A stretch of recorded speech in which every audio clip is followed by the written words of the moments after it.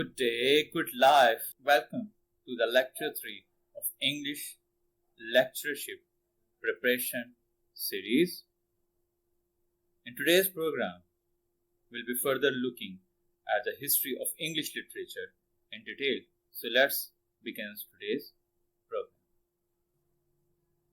Two groups of Celts invaded the British Isles in 800 and 600 BC. The Celts were farmers and hunters. Then the Roman invasion happened and they ruled for 300 years. Then came Angles, Saxons, and Jutes from different areas of Germany and beyond. With the Danish invasion, the Vikings, who were pirates mostly, they invaded the British Isles and they sacked and plundered the monasteries. They burnt almost everything to ashes. The Anglo-Saxons were ransacked by them.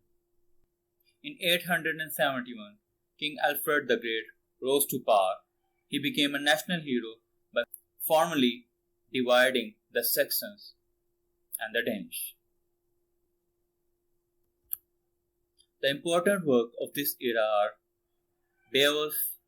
Beowulf is believed to be the first English surviving poem. Beowulf was an English epic poem. Most of its part was lost, but still we have some fragments of this poem.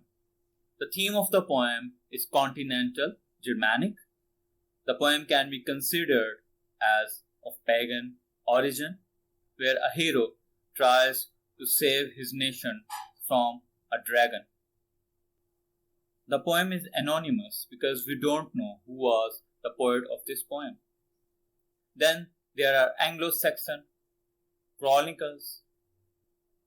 Anglo-Saxon chronicles were inspired by King Alfred and his heroism, description of the horrors of Stephen's reign, and description of William the Conqueror. Prominent poets of this era are Caedmon.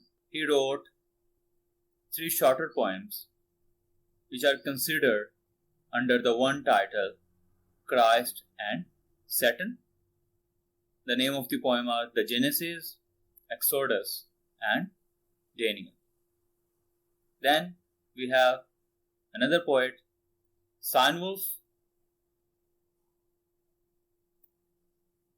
His 4 poems have the signature of Cynewulf in runic character.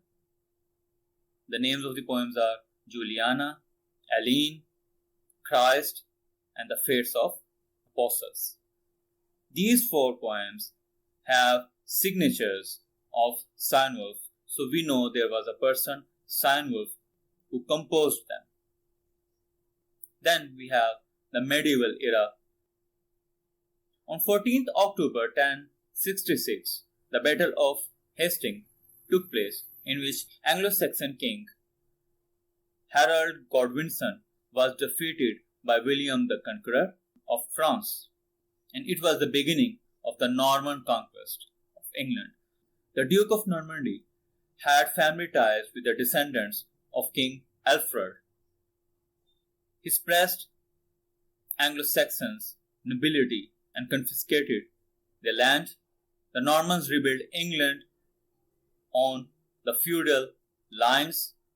There were serfs, knights, baron, and then supreme authority was of the king.